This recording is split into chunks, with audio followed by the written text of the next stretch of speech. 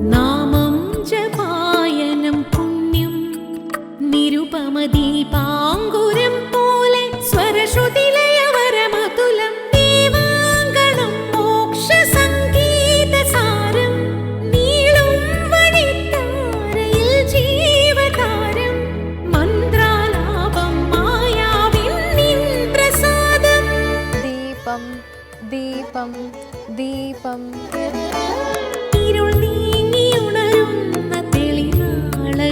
ഏവർക്കും സന്ധ്യാദീപത്തിലേക്ക് സ്വാഗതം.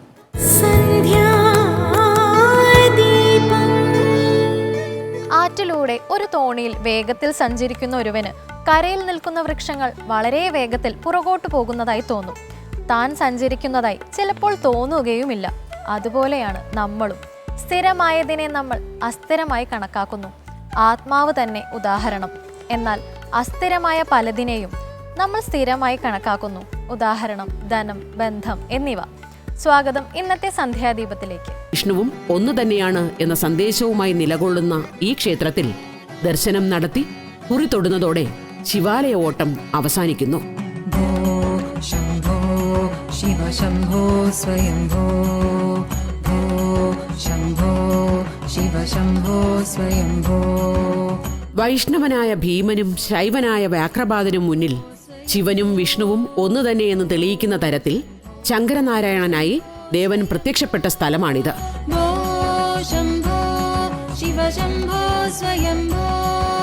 അതിപ്രാചീന കാലത്ത് ശൈവ വൈഷ്ണവ സംഘർഷങ്ങൾ അതിരൂക്ഷമായി നടന്നിരുന്ന പ്രദേശമായിരുന്നു ഇതെന്നും അതിന് പരിഹാരമായി രൂപപ്പെട്ട ചടങ്ങാണിത് എന്നും വിശ്വസിക്കുന്നതിൽ തെറ്റില്ല. വിശ്വാസ വൈവിധ്യത്തിന്റെ പേരിൽ നാഞ്ചിനാടിന്റെ നെഞ്ചകം കീറാതിരിക്കാൻ രൂപീകരിക്കപ്പെട്ട ഈ വിശ്വാസ ഐതിഹ്യങ്ങൾ ഇന്നും ഭക്തിപൂർവം തുടരുന്നു. ഓം നമഃശിവായ, ഓം നമോ ഭഗവതേ വാസുദേവായ. ശില്പഭംഗിയും ശില്പങ്ങൾ നിർമ്മിച്ചിരിക്കുന്ന സൂക്ഷ്മതയും നമ്മെ അതിശയിപ്പിക്കും. ചില പ്രദേശങ്ങളിൽ ആ പ്രദേശത്തെങ്ങും കണ്ടുകിട്ടാനില്ലാത്ത വലിയ ശിലകളിൽ കൂറ്റൻ ക്ഷേത്രങ്ങൾ പടുത്തുയർത്തിയത് കാണാം. ഇതിനുദാഹരണമാണ് കൊണാർക്കിലെ സൂര്യക്ഷേത്രം. ശിലയിൽ കൊത്തിയുണ്ടാക്കിയതാണെങ്കിലും പരിസര പ്രദേശങ്ങളിലെങ്ങും ശിലകളില്ല. ഈ കൂറ്റൻ ശിലകൾ ഈ പ്രദേശത്തേക്ക് എങ്ങനെ കൊണ്ടുവന്നു എന്നതിനെക്കുറിച്ചും യന്ത്രങ്ങളില്ലാത്തൊരു കാലത്ത് ഇതെങ്ങനെയാണ് മുകളിലേക്ക് ഉയർത്തിയതും എന്നതിനെക്കുറിച്ചും ചിന്തിച്ചാൽ നമുക്ക് അതിശയം തോന്നും. കഠിനാധ്വാനവും ക്ഷമയും സൂക്ഷ്മതയുമെല്ലാം ഒത്തുചേർന്ന നിർമ്മിതികളാണ് പല ക്ഷേത്രങ്ങളും. ഇനി ദീപാരാധന കാഴ്ചയ്ക്കായി ക്ഷേത്രാങ്കണത്തിലേക്ക് പോകാം.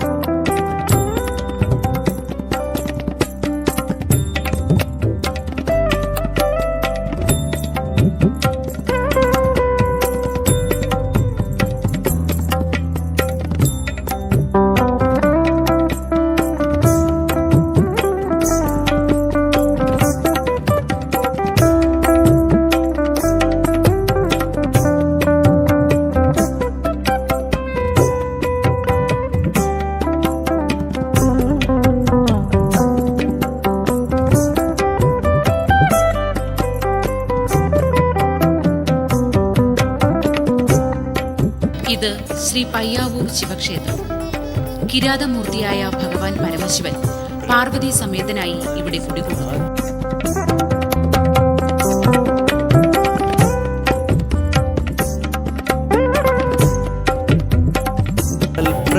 അനന്തമായ ആകാശത്തിന് കീഴിൽ ഋതുഭേദങ്ങളെയെല്ലാം തന്നിലേക്ക് ആവാഹിക്കുകയാണ് ഭഗവാൻ. അതുകൊണ്ട് തന്നെ മേൽക്കൂരയോ ചുറ്റമ്പലമോ കൂടാതെയാണ് ശ്രീകോവിൽ നിലകൊള്ളുന്നത്.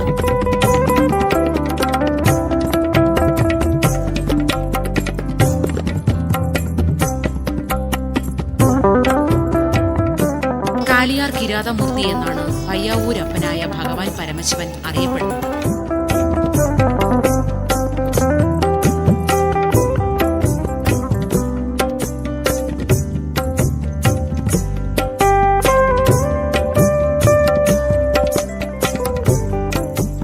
കർണാടക അതിർത്തിയോട് ചേർന്ന് നിൽക്കുന്ന ഈ മലയോര പ്രദേശത്ത് വ്യത്യസ്തമായ സംസ്കാരങ്ങളുടെ ഒരു സംഗമ ഭൂമി കൂടിയാണ് പയ്യാവൂർ ശിവക്ഷേത്രം.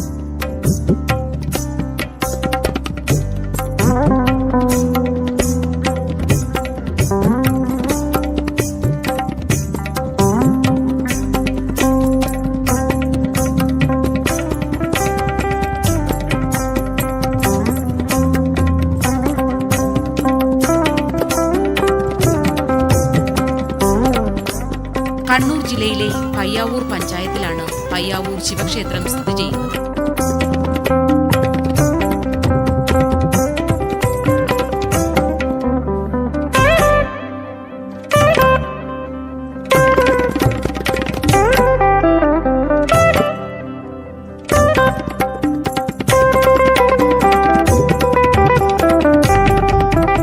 മഹാഭാരതത്തിലെ ഒരു സംഭവവുമായി ബന്ധപ്പെട്ടതാണ് പയ്യാവൂർ ശിവക്ഷേത്രത്തിന്റെ ഉത്പത്തി ചരിത്രം.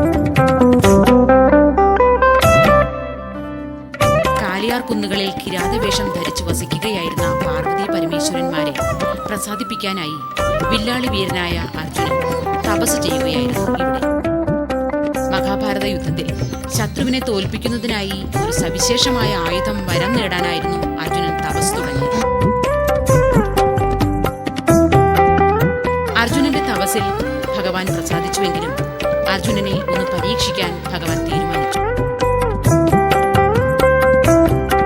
ഭഗവാൻ പരമശിവൻ കാട്ടാള രൂപം പൂണ്ട് അർജുനന്റെ മുന്നിൽ പ്രത്യക്ഷപ്പെടുകയും ചില പരിഹാസ വാക്കുകൾ പ്രയോഗിച്ച് അർജുനനെ പ്രകോപിപ്പിക്കുവാൻ ശ്രമിക്കുകയും ചെയ്തു. ഭഗവാന്റെ ഉദ്ദേശം ഫലിച്ചു.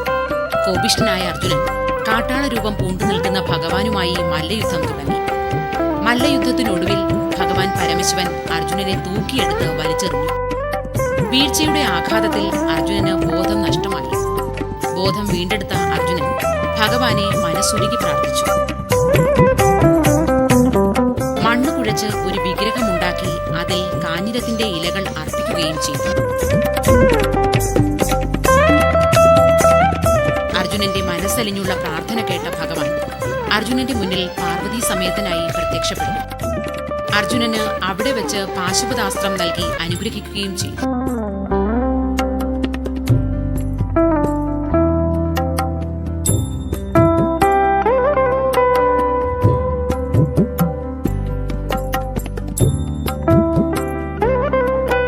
ക്ഷേത്രം നിർമ്മിക്കുന്ന സമയത്ത് ഒരു അശരീരി ഉണ്ടായത്രേ. വെയിലും മഴയും മറ്റു ഋതുക്കളുമെല്ലാം തന്നിലേൽക്കുന്നതിന് യാതൊരുവിധ തടസ്സങ്ങളും ഉണ്ടായിക്കൂടാ എന്നായിരുന്നു അത്രേ ആ അശരീരി.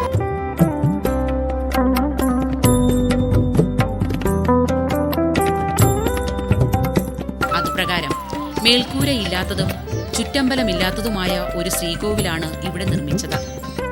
ഇന്നും ഈ രീതി മാറ്റമില്ലാതെ തുടരുകയാണ്.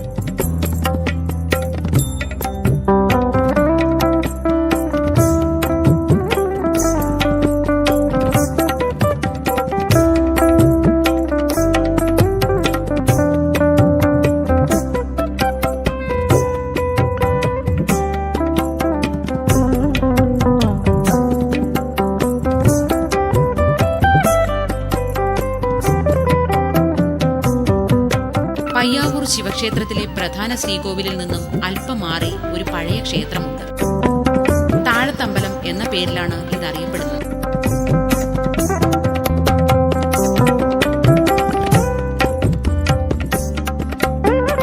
അത്താഴ പൂജ കഴിഞ്ഞാൽ പ്രധാന ശ്രീകോവിലിൽ ആളുകൾ പ്രവേശിക്കാൻ പാടില്ലായിരുന്നുവത്രേ. ഈ ഒരു വിശ്വാസപ്രകാരമാവണം അന്ന് ആളുകൾ രാത്രികാലത്ത് താമസിച്ചിരുന്നത് താഴത്തമ്പലത്തിലായിരുന്നു.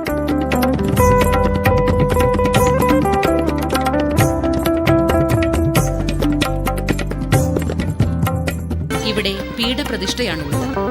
2 തവണ നിത്യനിവേദ്യം നടത്തുന്നതല്ലാതെ മറ്റു പൂജകളൊന്നും ഇവിടെയില്ല.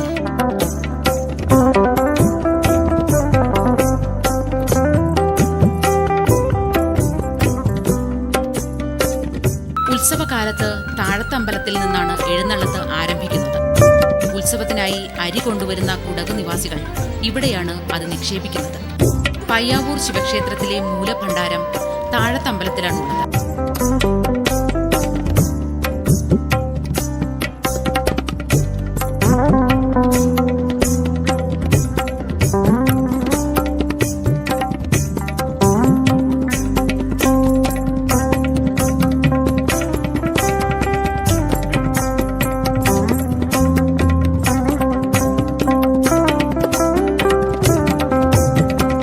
പയ്യാവൂർ ശിവക്ഷേത്രത്തിൽ നിന്നും അല്പം മാറി പഴശ്ശി ഭഗവതി ക്ഷേത്രമുണ്ട്.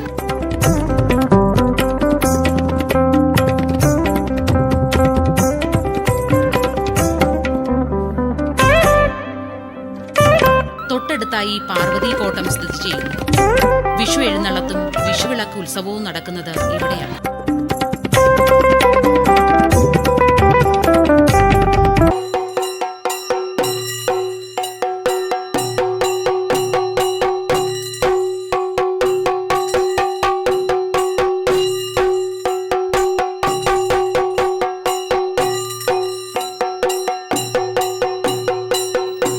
പയ്യാവൂർ ശിവക്ഷേത്രത്തിലെ ഉത്സവം ഊട്ടുത്സവമായാണ് നടത്തുന്നത്. കോമരത്തച്ഛൻ ഊട്ടറിയിച്ച് കുടകിലേക്ക് തിരുവായുധവുമായി പോകുന്നതോടെ ഉത്സവത്തിന് ആരംഭമാകുന്നു.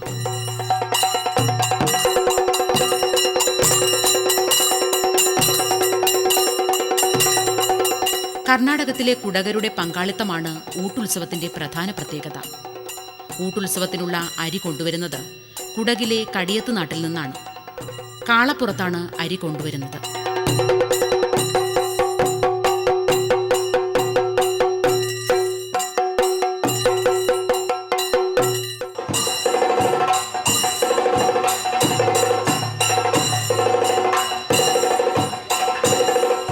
ഓമന കാഴ്ചയാണ് ഉത്സവത്തിന്റെ മറ്റൊരു പ്രധാന വിശേഷം.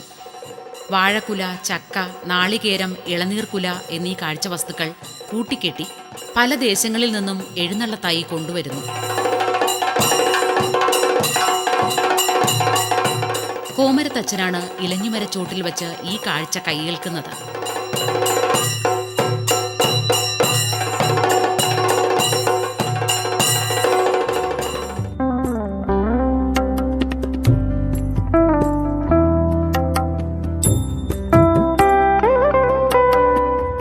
തളിപ്പറമ്പ് ഇടവലത്ത് പൊടിയൂർ മനയ്ക്കാണ് പയ്യാവൂർ ശിവക്ഷേത്രത്തിലെ തന്ത്രാവകാശം. ശ്രീ സോമേശ്വരി, അയ്യപ്പൻ എന്നീ ഉപദേവതമാരും ക്ഷേത്രത്തിൽ കുടികൊള്ളുന്നു.